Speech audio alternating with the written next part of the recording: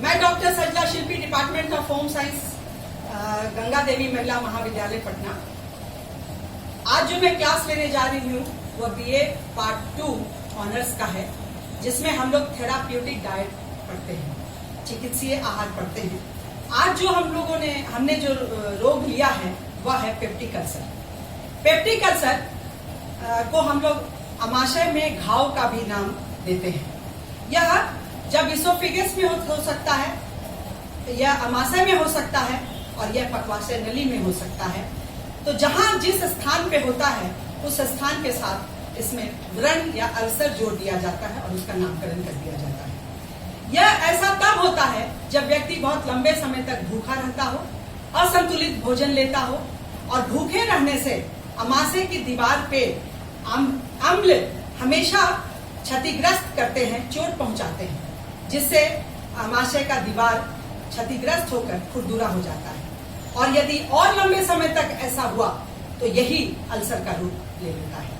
इसके अलावा एक कारण और है कि जब एच पाइलोरी बैक्टीरिया नाम का रोग, नामक बैक्टीरिया जब पेट में जाता है तो आमाशय में घाव उत्पन्न करता है और आमाशय रोग हो जाते हैं।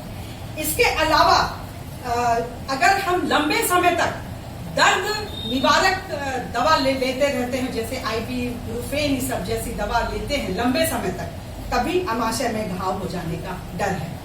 लेकिन एक अवस्था है, ज़ोलिंगर एलिसन सिंड्रोम कहते हैं। ये इस अवस्था में आमाशय तथा छोटी आंत की दीवार दोनों ग्रसित हो जाते हैं और इसमें अल्सर हो जाता है। लेकिन यह स्थिति बहुत कम देखी जाती है, ऐसा 1% ही पाया जाता है। ऐसा जर्नल्स में हमने देखा है कि लिखा है कि सिर्फ ये स्थिति 1% तक होती है।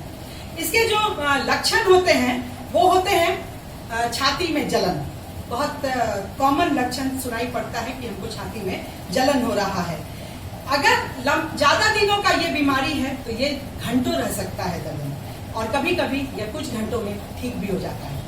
उसके बाद मीठा मीठा दर्द पेट में रहना, हर समय डल पेन पेट में रहना, शारीरिक वजन में कमी होना, दर्द के कारण खाने का मन नहीं करना, कै तथा उल्टी होना, तरल पदार्थ जमा होने लगते हैं पेट में या गैस बनने लगता है, जिसको हम लोग इंग्लिश में ब्लॉटिंग करते हैं। यह भी इसका एक बड़ा लक्षण है।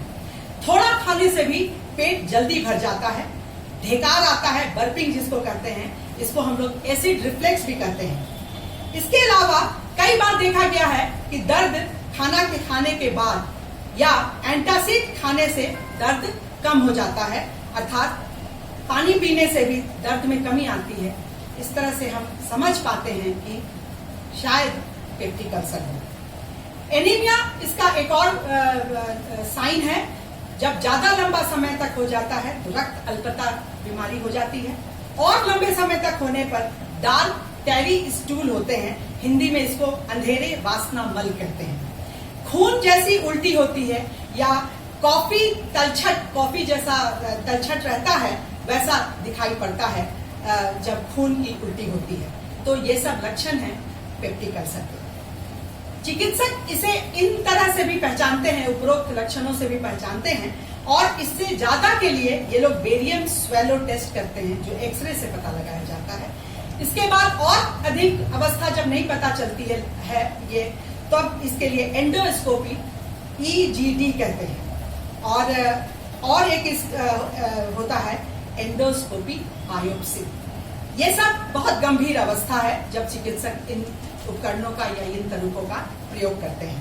ट्रीटमेंट में जब पता चल जाता है कि व्यक्ति पेप्टिक अल्सर का रोगी है, तो डॉक्टर का परामर्श लेना बहुत ही आवश्यक है, और डॉक्टर सबसे पहले अम्ल न बने इसके लिए एंटासिड का प्रयोग करते हैं। उसके अलावा अगर बैक्टीरिया से ग्रसित है व्यक्ति तो एंटीबैक्टीरियल एंटीबायोटिक देते हैं।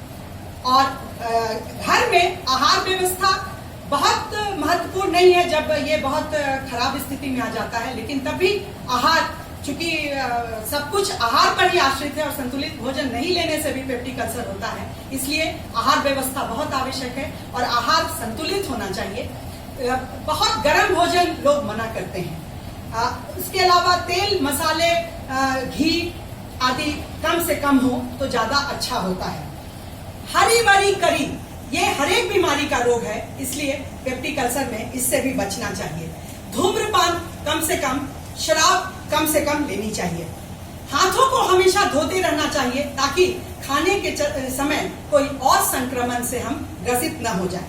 दर्द की दवा यदि लेते हैं तो उसको कम से कम लेना चाहिए। फलों सब्जियों का अधिक प्रयोग लाभकारी होता है। साबुत अनाज बहुत फायदेमंद होते हैं और अनुशासित संयमी जीवन से रोग से निजात पाया जा सकता है। समय समय चिकित्सकों द्वारा ली गई सलाह भी बहुत आवश्यक है। धन्यवाद।